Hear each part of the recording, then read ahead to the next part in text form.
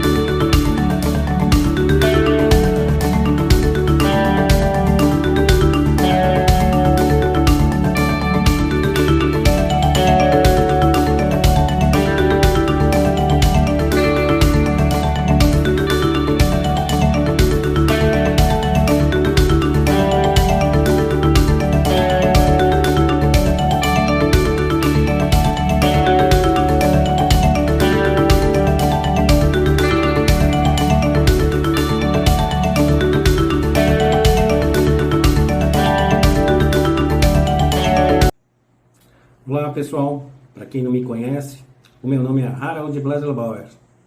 Eu sou engenheiro mecânico, eu já trabalho há 40 anos com projeto de equipamentos para a indústria cerâmica. A nossa especialidade é o dimensionamento e construção de ventiladores centrífugos de alto rendimento e de grande vida útil. Nós fornecemos equipamentos para a indústria automobilística, indústria farmacêutica, química, petroquímica. Mas um dos ramos que eu gosto muito de atender são as indústrias cerâmicas. Então nós temos muitos clientes na região de Tatuí, que é o maior polo cerâmico do Brasil.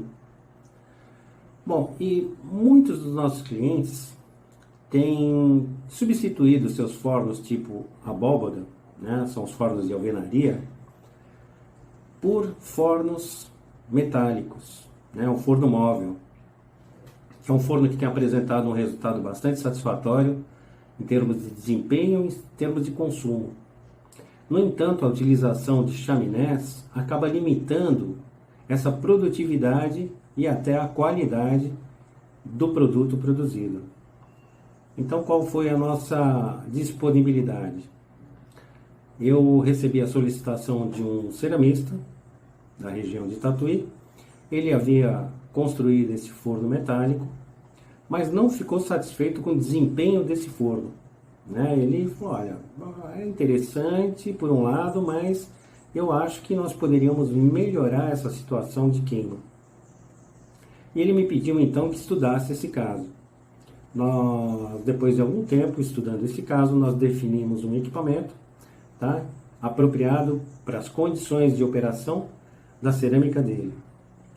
Depois de implantado o sistema, ele me disse, olha, forno metálico de chaminé é um equipamento. O forno metálico com o seu exaustor é um universo totalmente diferente. Por quê?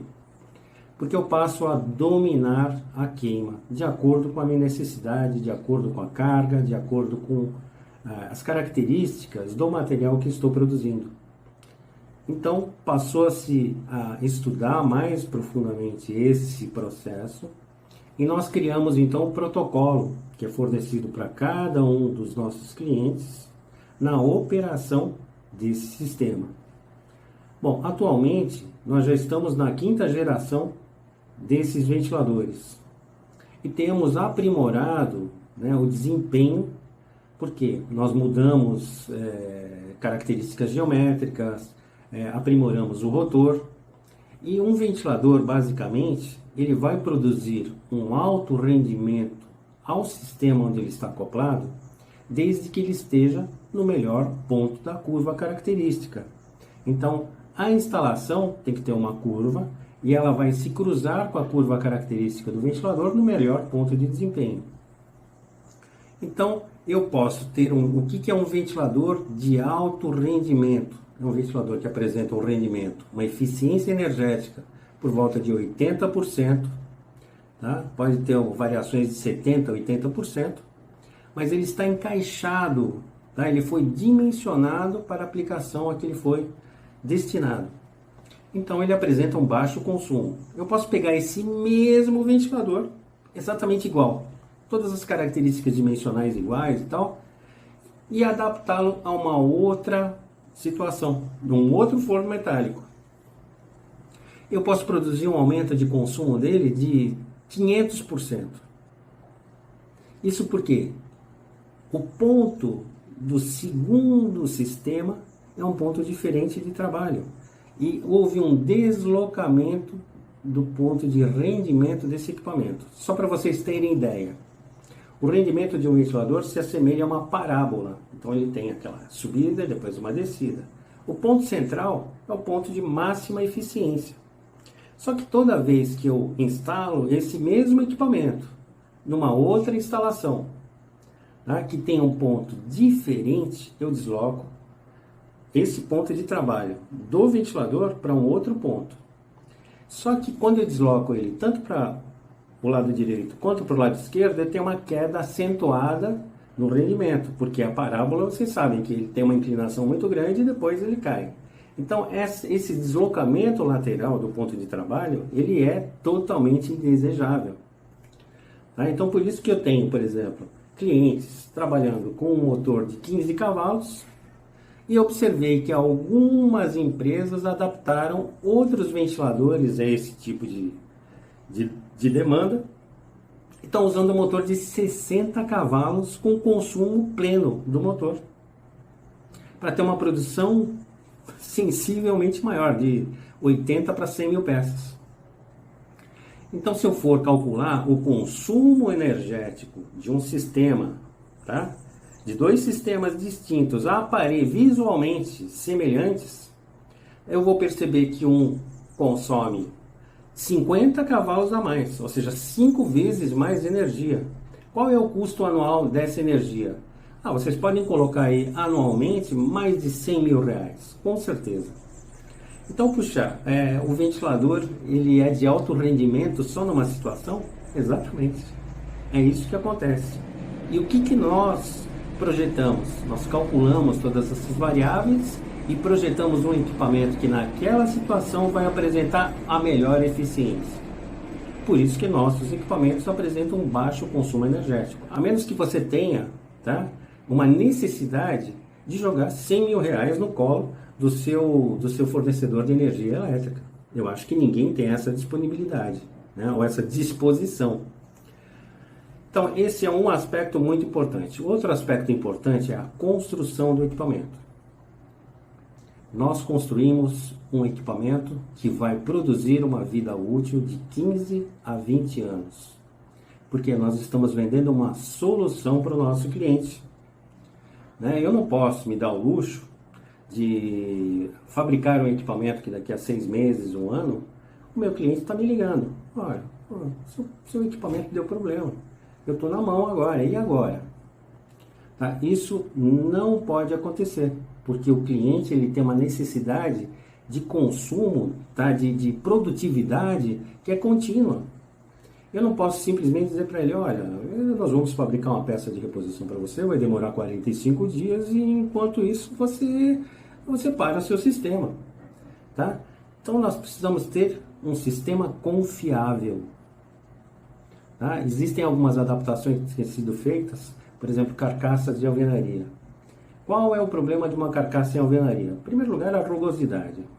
Segundo, a precisão construtiva.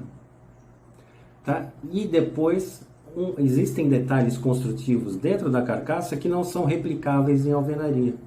Então, o que o pedreiro vai fazer? Ele vai fazer uma construção aproximada, uma construção que tem um desvio em termos de dimensão muito importante e que vai acabar influenciando no desempenho do seu equipamento. Só que você deve fazer esse cálculo como? Se eu tenho uma vida útil de 15, 20 anos, você pega o teu consumo mensal, tá, e multiplica por 20 anos. Vê em que cifra você chega.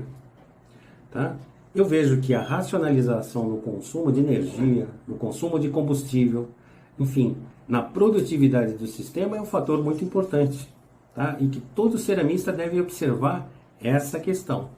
Então, quando nós dimensionamos um equipamento desse gênero e mandamos para o nosso cliente, ele recebe um ventilador com balanceamento estático e dinâmico eletrônico, ele vai receber um equipamento que foi cortado a laser, com uma precisão praticamente absoluta. Esse equipamento vai ser soldado por soldadores certificados, né? E existem muitos cuidados na construção desse equipamento. A Sinox é mais caro, mas garante, te dá uma garantia de não ter dor de cabeça. Tá? Então isso é um aspecto que eu considero muito importante. Outro fator muito importante é o acompanhamento da instalação.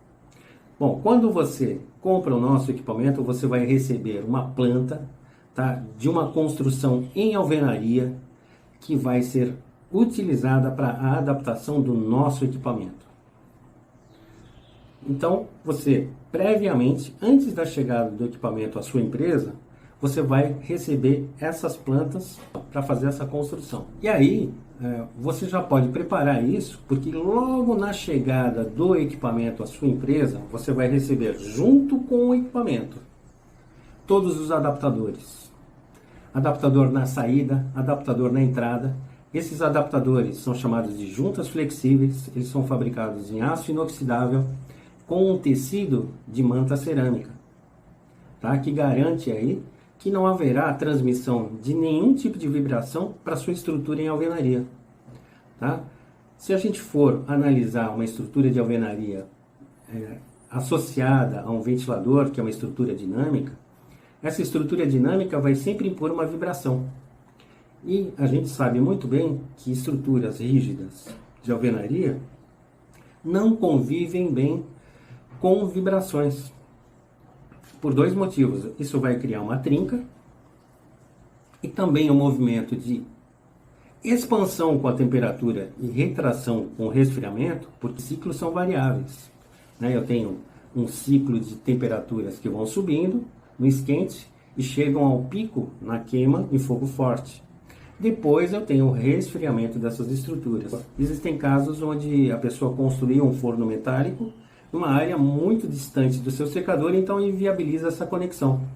Mas como você precisa esfriar a sua plataforma para poder carregar o seu produto, nós dimensionamos esse equipamento para fazer o seu resfriamento. É uma dupla função em caso de necessidade. Isso o cliente precisa sempre nos informar quando ele inicia os nossos contatos e nos fornece todos os dados que nós precisamos para dimensionar esse tipo de equipamento.